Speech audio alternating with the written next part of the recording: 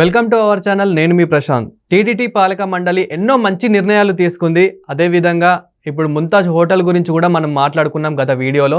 అదేవిధంగా ఇప్పుడు మరి ఎలాంటి ఇంకా మంచి ఆలోచన చేయబోతుంది అండ్ ఇంకా మంచి ఏదైతే నిర్ణయాలు తీసుకోబోతుంది అనేది దీని గురించి పూర్తిగా మాట్లాడేందుకు ప్రస్తుతం మనతో పాటు senior journalist doctor Durga Vadlamani గారు అయితే మనతో పాటు ఉన్నారు. నమస్తే అండి. నమస్తే అండి. సో ఇప్పుడు మరి మళ్ళీ ఎలాంటి మంచి మంచి నిర్ణయాలు తీసుకోబోతుందండి? అంటే ఇంకా చాలా తీసుకోవాలండి. ఇప్పుడైతే వాళ్ళు తీసుకున్న ఈ నిర్ణయాలు ఏవైతే ఉన్నాయో అవి అందరికీ కూడా చాలా సంతోషాన్ని ఇచ్చాయి. అంటే బిఆర్ నాయుడు గారు ఆయన చైర్మన్గా పదవీ బాధ్యతలు తీసుకున్నాక ఇప్పుడు ఈ పాలక మండలి సమావేశం జరిగాక తీసుకున్న ఈ నిర్ణయాలు ఏవైతే ఉన్నాయో ఇవి అందరినీ కూడా చాలా ఆనందపరిచాయి.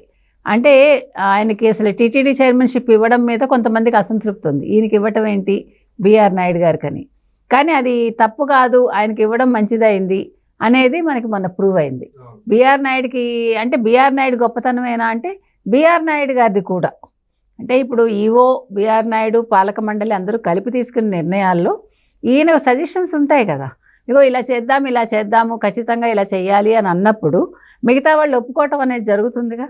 అట్లా జరిగింది. అంటే అందరూ ఏకతాటి మీదకి వచ్చి అన్యమత ఉద్యోగుల్ని వాళ్ళని ట్రాన్స్ఫర్ చేయాలా, వేరే శాఖలకి ఏం చేయాలి అన్న దాని మీద ఒక నిర్ణయం తీసుకున్నారు. ఇట్లా చాలా మంచి పనులు జరిగాయి. ఈవెన్ వేగవంతం అవ్వడం, అంటే భక్తులకి దర్శనం, దేవుడి దర్శనం చాలా తొందరగా జరిగేలాగా చూడాలనుకోవటం, ఇట్లా చాలా మంచి విషయాలు ఉన్నాయి కదా. కావాల్సిందే అదండి. ఇంకొకటి ఏంటంటే ఇప్పుడు ఇవన్నీ చేస్తున్నారు కాబట్టి మనమేం చెప్తున్నామంటే మన తరఫున మీరు ఇప్పుడు ఈ కొట్లు ఉంటాయి కదా అక్కడ, అంటే షాప్స్ అంటారు వాటిని, ఈ కొట్లలో అంటే అన్య మతస్థులకి ఏమైనా కొట్లు ఇవ్వడం జరిగిందా, లేకపోతే బినామీలు ఎవరైనా ఉన్నారా, అన్య మతస్థులకు బినామీలుగా హిందువులను పెట్టి ఆ కొట్లు నడుపుతున్నారా, ఇది చాలా దృష్టి పెట్టాలి. మీకు అర్థమైంది కదా. ఇట్లా చాలా అంశాలు ఉన్నాయి ఇలాంటివి. తర్వాత అసలు ఇప్పుడు మనం మహిళలకు కూడా వాళ్ళు ఏ రకమైన కేటగిరీస్ ఇచ్చారు, మహిళా ఉద్యోగస్తులు వాళ్ళకు కూడా కొంచెం ప్రయారిటీ ఇంకా పెంచాల్సిన అవసరం ఎంతైనా ఉంది. ఇట్లాగా భక్తుల సౌకర్యాల కోసం వాళ్ళు చాలా చేస్తున్నామని చెప్పారు. అవన్నీ కూడా బాగున్నాయండి. అయితే మనం అడిగేది ఏంటంటే కొన్ని ప్రసాదాలు మామూలు భక్తులకి అందవు.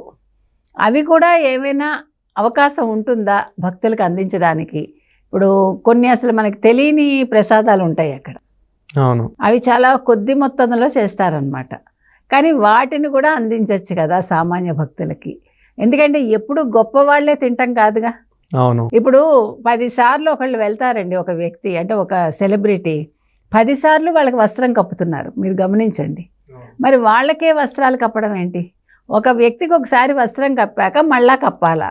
ఇప్పుడు ముఖ్యమంత్రి స్థాయి వ్యక్తులు వేరు, కానీ సాధారణ స్థాయి ఒక సెలబ్రిటీలు అంటే సినిమా వాళ్ళు కావచ్చు, మరొకళ్ళు కావచ్చు, ఇలాంటి వాళ్ళు వెళ్ళినప్పుడు కూడా అలాంటి వస్త్రాలు కప్పటం అనేది ప్రతిసారి ఎంతవరకు సమంజసం? ఇప్పుడు ఆ వస్త్రాలను ఏమైనా వేలం వేసి భక్తులకి అందించే అవకాశం ఉంటుందా? అంటే ఇవన్నీ సజెషన్సే మనం అడిగేది. ఇప్పుడు ఇలా చెయ్యాలని కాదు. ఎందుకంటే ఇప్పుడు మనలాంటి వాళ్ళకే వస్త్రం అనేది ఎప్పటికీ జీవితంలో దొరకదు. ఒక అందని ఏమనాలి, ద్రాక్ష పండులాగా అది, అందని చందమామ లేకపోతే. కాబట్టి అట్లాంటి వాళ్ళకి ఏమైనా అవకాశం కల్పిస్తారా? ఇప్పుడు చూడండి, కొన్ని దర్శనాలు ఇప్పుడు ఆన్లైన్లో పెట్టి మనకి వేలం వేస్తారు కదా, ఇప్పుడు ఇది టికెట్స్ అమ్ముతారు, అట్లాగా ఆ రకంగా ఇవన్నీ ఏమైనా దొరికే అవకాశం ఉంటుందా? తర్వాత ఇప్పుడు 3వ ద్వారం వరకు మనం వదలరు. గతంలో మనం దగ్గరగా వెళ్ళి స్వామిని దర్శించుకునేవాళ్ళం. అలా ఎందుకు చేయకూడదు? అంటే ఆగమ శాస్త్రం ఏమైనా అడ్డు చెప్తుందా?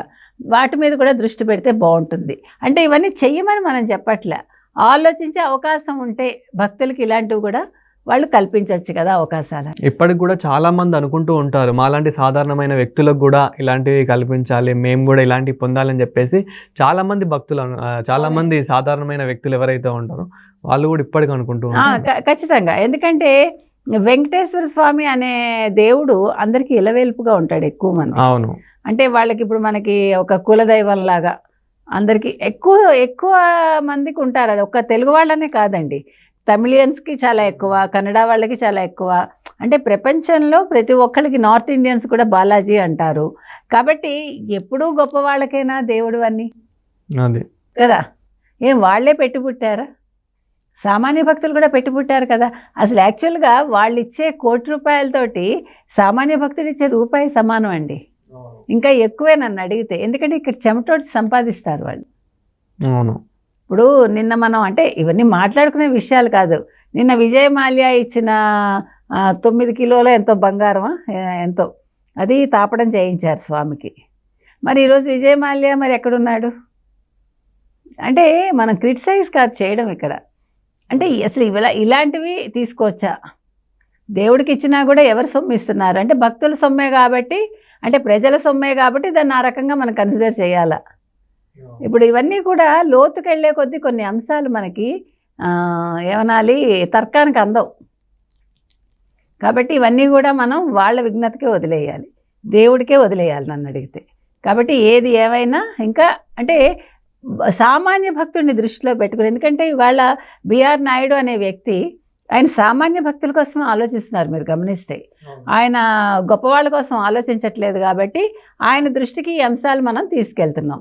తర్వాత వాళ్ళు ఆలోచించి సక్రమమైన నిర్ణయాలు తీసుకుంటే బాగుంటుంది. ఇప్పుడు సాధారణమైన వ్యక్తులు కూడా చాలామంది ఎవరైతే ఇప్పుడు భక్తులు చాలామంది అక్కడికైతే వస్తూ ఉంటారు, వాళ్ళు కూడా మాకు ఇలాంటివి కల్పించాలని చెప్పి వాళ్ళు కూడా ఆలోచన చేస్తూ ఉంటారు, అంటే వాళ్ళు కూడా అనుకుంటూ ఉంటారు. మరి వాళ్ళ కోసం ఇప్పుడు ఏదైనా చేయబోతుందని మీరు అనుకుంటున్నారా? అదే ఇప్పుడు మనం మాట్లాడుకున్నాం కదండి, చాలా అంశాలు మనం చర్చించుకున్నాము. సో వీటన్నింటినీ ఒకసారి పాలక మండలి వాళ్ళ దృష్టిలో పెట్టుకుని ఇంకా సామాన్య భక్తులకు మనం ఏం చేస్తే బాగుంటుంది. ఎందుకంటే రోజు లక్షల్లో కనీసం 80,000 మంది దాకా వెళ్ళి దర్శనం చేసుకుంటారు. అంటే అంత వాళ్ళకి త్వరితగతిని చేయాలని వాళ్ళు ఒక సంకల్పం పెట్టుకున్నారు. ఇప్పుడు అదేవిధంగా ఇప్పుడు లడ్డూ నాణ్యత కూడా ఇప్పుడు చాలా బాగుందని అంటున్నారు అందరూ కూడా.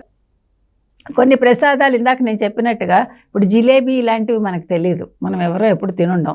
అంటే మరీ మనం పైన ఇన్ఫ్లుయెన్స్ ఉంటేనే మనకు దొరుకుతాయి కొన్ని. అలాంటివి ఏమైనా సామాన్య భక్తులకు ఇస్తే బాగుంటుంది. ఇందాక వస్త్రం చెప్పాం మనం, మేల్చాటు వస్త్రం, ఇట్లా కొన్ని అంశాలు ఏవైతే ఉన్నాయో ఇలాంటివి సామాన్య భక్తులకి ఏ రకంగా మీరు అందజేయగలరు. అంటే ఉచితంగా ఇది ఇవ్వద్దు ఎవరు కూడా. అంటే మరీ ఇవి గొప్ప విషయాలు కాబట్టి గొప్ప వాళ్ళకే కాకుండా సామాన్య భక్తులు కూడా ఇస్తే బాగుంటుందని మనం కోరుకుంటున్నాం. ఏది ఏమైనా బిఆర్ నాయుడు గారు కావచ్చు, అంటే చైర్మన్, టీటీడీ చైర్మన్, అదేవిధంగా ఈఓ కావచ్చు, మిగతా వాళ్ళు కావచ్చు, సామాన్య భక్తుల గురించి ఆలోచిస్తున్నారు. కాబట్టి ఇంకా బాగా వాళ్ళు దృష్టి పెట్టి ఏ రకంగా వీళ్ళందరినీ సంతోషపెడితే బాగుంటుందని ఆలోచిస్తే బాగుంటుంది. కానీ మీరు అన్నట్టు నిజంగానే ఇది కనుక దృష్టి పెట్టి అయితే మాత్రం చాలా మంది అయితే సంతోషపడుతూ ఉంటారు. ఖచ్చితంగా. థ్యాంక్ యూ అండి. Thank you.